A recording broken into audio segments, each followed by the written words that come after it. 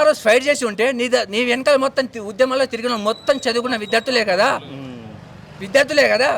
మరి వాళ్ళు దేనికోసం మాకు జాబ్ రావాలని ఫైట్ చేసినామా? మరి ఆ రోజు జాబ్ రావాలని ఫైట్ చేసి ఉంటే మరి నువ్వు ఈ రోజు మాట్లాడవు ఎందుకు? సీఎం సార్ని భజన ఎందుకు చేస్తున్నావు? ఆ రోజు తెలంగాణ సాధించింది కేవలం జాబ్ కోసమే, నియామకం కోసమే సార్. నీ సీఎం చైర్ కోసం కాదు, లేదా మీకు ఎమ్మెల్యే పోస్టు గురించి కాదు. ముందు వాళ్ళకు నోటిఫికేషన్ ఇవ్వండి అని నువ్వు చెప్పరా? ఏ రోజు చెప్పవు. మరి ఎందుకున్నావు? సో అంటే ఇంత ఆవేశంతో మీరు మాట్లాడుతున్నారు కదా, సో అంటే ఇక్కడికి వచ్చిన తర్వాత ఎంత కష్టాలు పడ్డారో అర్థమవుతుంది. సో ఏ ఇయర్లో వచ్చారు ఇక్కడికి?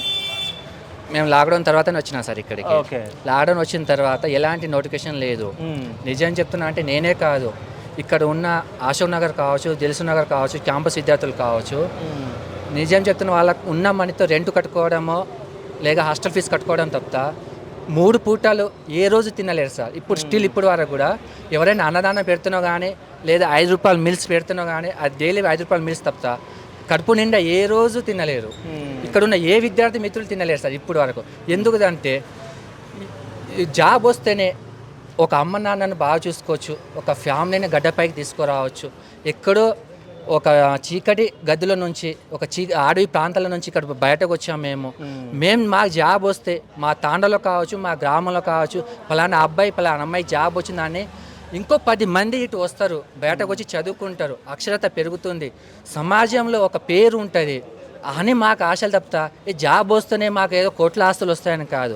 మాకు జాబ్ వస్తే మాకంటూ మా అమ్మ నాన్నలకు ఒక బాగు చూసుకుంటామని ఒక చిన్న ఆశ.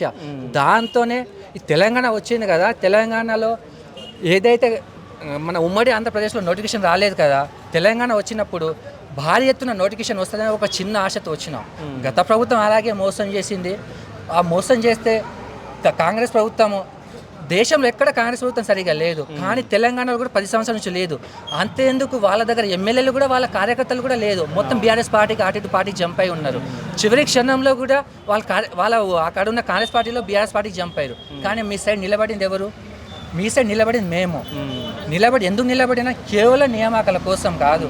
ఒక నోటిఫికేషన్ వస్తే తెలంగాణ రాష్ట్రాన్ని నువ్వు ఆర్థికవేత్తగా ఒక మంచిగా ఎకనామిక్గా డెవలప్ చేస్తావు.